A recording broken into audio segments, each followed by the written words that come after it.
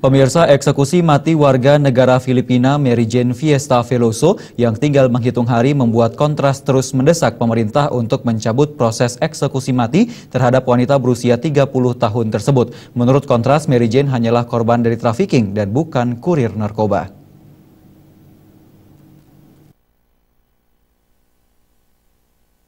Buruh migran asal Filipina Mary Jane yang akan dieksekusi mati pada 28 April nanti dinilai Kontras adalah suatu kesalahan karena berdasarkan bukti yang sudah ada, Mary Jane Fiesta Veloso hanyalah orang yang dijadikan korban oleh mafia narkoba.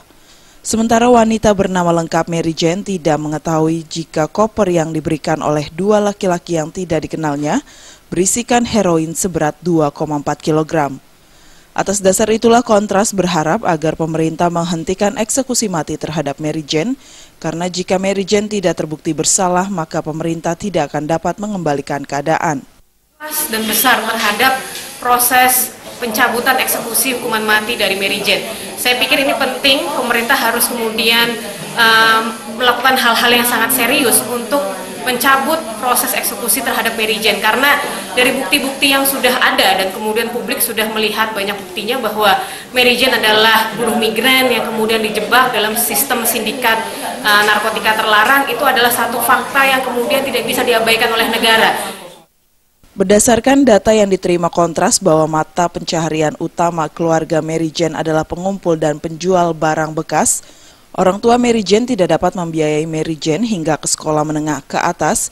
Mary Jane hanya mengecam pendidikan sampai di tingkat sekolah menengah pertama.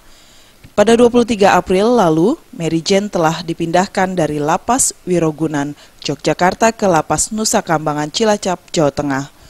Seiring dipindahnya Mary Jane, Kejaksaan Agung telah memberikan surat perintah pelaksanaan eksekusi mati pada 10 narapidana kasus narkoba. Puas dan besar terhadap proses pencabutan